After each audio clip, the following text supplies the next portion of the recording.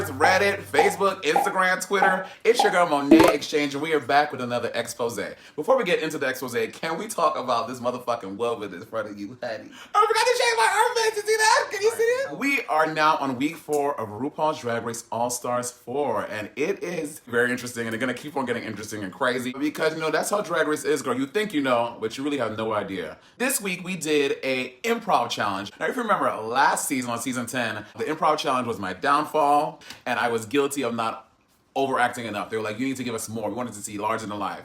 And I played it too safe. So this time, I was like, I'm going balls to the wall. I'm going to be funny. I'm going to be crazy. It's going to be cool. Now, people have all these weird theories. Like, they're like, oh, why was Naomi Smalls excluded from the black team? It was not like a very calculated thing. We were just like, oh, you're next to me. We're teams. Woo! So stop it with the shade. Sometimes y'all been reading really deep into it and giving shit a storyline that really does not exist. It was just convenience. You know, there's always convenient dick, convenient friends, convenient teams. Michelle looked so fucking good. She looks hot. She's a full drag queen. So that's a little inside tea for you guys. When we do improv challenges, there are like plot points to help guide you. You're not just completely making up a story. Like, example, with Manila and Naomi, like the whole thing about her going to the store. Certain things that you have to hit. Almost like an outline. So example, in my scene, that story that I was telling about being on the topsy-turvy and throwing up on the jeans, that was in it for me to do. Like that was like a story I had to say. So people were like, oh, Monét made up this crazy story and she was losing her way. Also, like the cake fight, we had to do that. Like that was another outline point that we had to hit in order to make the story make sense. Because if you don't have those plot lines, those scenes can go really south. They can go south even when you have the plot line. So imagine if you were just making up your own shit, it could be terrible. Then if I didn't say it, they'd be like, oh, you missed a really big plot point. You know what I mean? So I had to say that. Here's the thing, they were saying that I was not funny. And I am very forthcoming. When I think I look bad, when I think I did not perform well, like I am not ashamed to say it. I don't feel any types of way about it. I watched my scene like 8 times. Narcissist. I'm like literally in my home with this lovely sponge blanket that a fan gave me in Denver. And I like chuckle and I cackle. I think my scene is really funny. This is my favorite part about my scene. It was not 25 cents, it was a quarter. They call me headquarters, I gave him a quarter. I thought that was funny. Also, they took out one of my funny joke. When I walked into the courtroom and the judge was like, your name is Alexis? I was like, yes, I know. I look like a Buick, but my name's Alexis. I said that joke and it was not in there. I just don't get why they said it was not funny. It's like, girl, Naomi was really, really, really, really, really fucking funny. I'm not taking away from Manila. Manila was fucking fair. She was great too, especially that fucking barking there.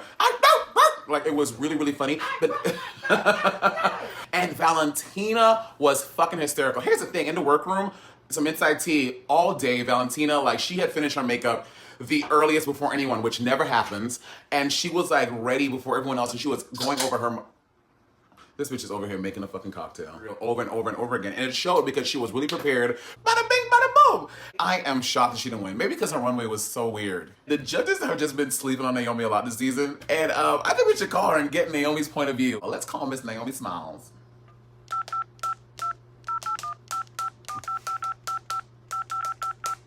She's in Sri Lanka right now.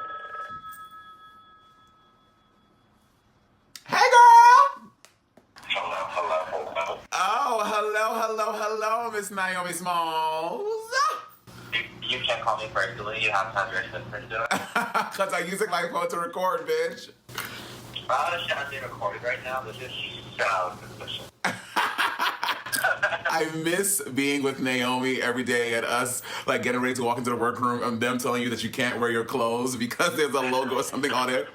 And me rolling my eyes all the way back to the back of my head and still walking in because I don't give a fuck. I watched the episode this week and I have to say, I was mad for you. I remember being there for the challenge and us watching it and be like, oh, Naomi is absolutely winning. You had so many fucking puns, so many fucking jokes. No shame, but it's like they disappeared from the edit. I know. It's like, I kind of have had to like get over myself because in the beginning I was like really excited for the season and like seeing, because I thought I did so much better this season than season 8. Absolutely. I do have to say what they have shown of me, I think it's good and it's good for me. Oh, totally.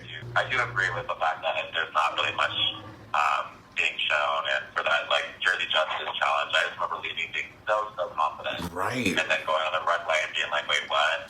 And you had so many fucking cunty jokes. And I think, honestly, that's what I got to know about you so much being on All Stars, is that you're so fucking funny. Oh, thank you. I know that my humor is definitely like, you kind of have to think about it, and I realized that RuPaul's Drag Race is not for that kind of like Seinfeld humor. Oh, right. And that's kind of why I like the vanilla and like Trinity humor. Right. Appreciate it there. You're wrong with it, just not mine. Your humor is definitely very smart and very intelligent. I think people underestimate how intricate and how methodical and how like when you get ready for your look, you like lay every single tiny detail out down to every stone. That's like it's so precise and so meticulous. And I feel like people don't see that side of Naomi. They just see that you as you're pretty and your fashion, and they don't see that no, this bitch is like very methodical and every stone has a place and every like it's like kind of fascinating. Like when you get ready, it's like watching Rain Man. Oh, thank you. I appreciate that. Well, I don't know if it's a compliment. Calm down. It's not working in my favor. Because I know I have my personal opinions about who should have been top and bottom. Who would you put honest opinions of what the tops and bottoms should be? Episode 1, I personally thought it was going to be Gia and Mila in the top 2. That was mine too. When I was sitting there watching, I was like, okay, Gia has brought something to the main stage that has never been done before. Very that. Same thing with Manila. I was definitely Gia, Manila, and Latrice top 3 somewhere. Week 2, top 3 was definitely Yumi and Valentina, but I thought that you were going to be above Valentina to be in the top.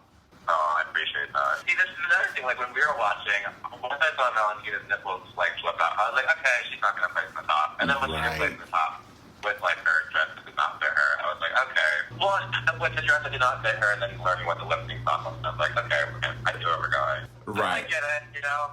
And bottom, definitely Farrah. Farrah.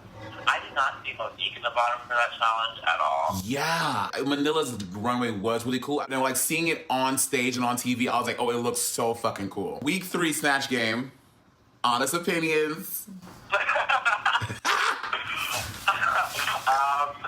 don't know. I mean, okay, so like for the top, I thought the tops were going to be for sure myself, Manila, and Trinity. Right. I didn't see that you started out strong and faded. I felt, in my honest opinion, I felt like you stayed pretty consistent, you know? Well, of course I felt glad that I was fucking fainting on the floor. You want from me, Michelle. Exactly, girl. Bottom, I could have seen them go either way between me and Valentina because I feel like we did pretty comparable things, but I do think that my runway was better than Valentina, so then that put me over her. Being next to you during Snatch Game was for sure one of like my all-time favorite experiences of filming. And I was like, it was hard for me not to laugh just at you being so uncomfortable. You made a dead joke about Whitney and you said too dark. I made some joke about dead in a bathtub or something, and then everyone on set was just like literally crickets because it was so awkward me talking about this dead fucking icon. And then right after I was like, ooh, too dark. And everyone was like, this bitch is crazy. It is so funky, girl. No shade. Like they don't have things in the edit to justify what they're saying. It's kind of crazy.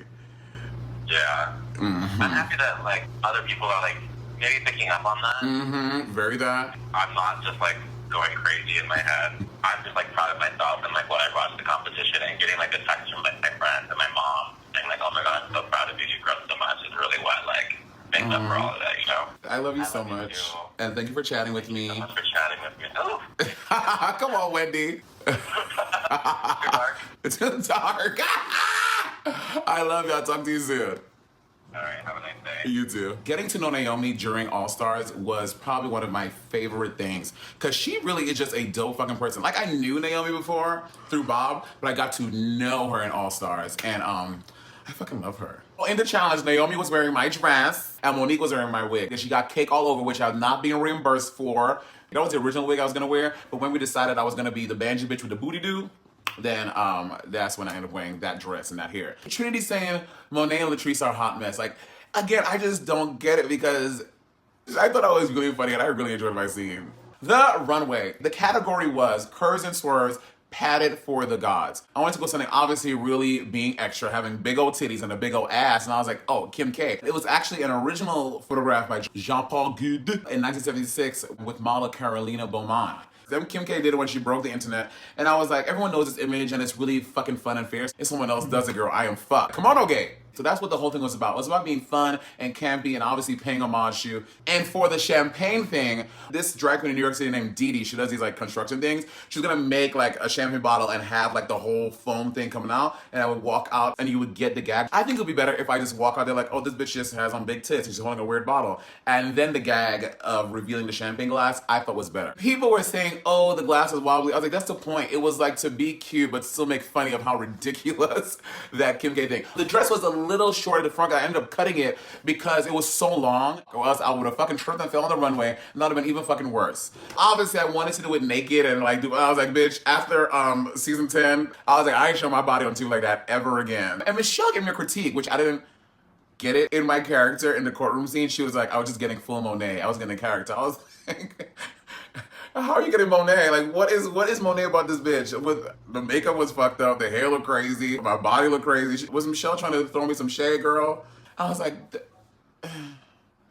that was the week, and obviously I survived, and Latrice went home. Latrice is a fucking icon, during the filming and then after the filming and being on tour with her, and Latrice has become a really good friend of mine, and I'm obsessed with her. I love her. Thank y'all for joining me for another Xposé. You got a little inside backstage scoop and a little secret. So y'all already see the roast. We're gonna have a lot to talk about. I love you guys, and I'll see you next week for another Xposé. Mwah.